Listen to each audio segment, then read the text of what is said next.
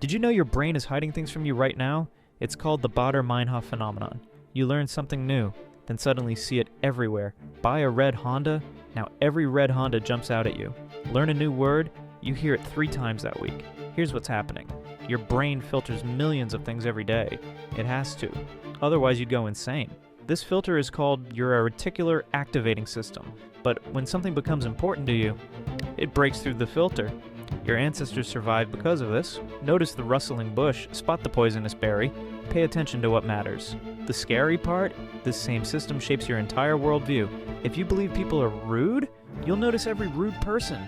If you think the world is dangerous, you'll see danger everywhere. Your brain isn't showing you reality. It's showing you what you've told it to look for. What you notice literally creates your reality. So choose carefully what you make important.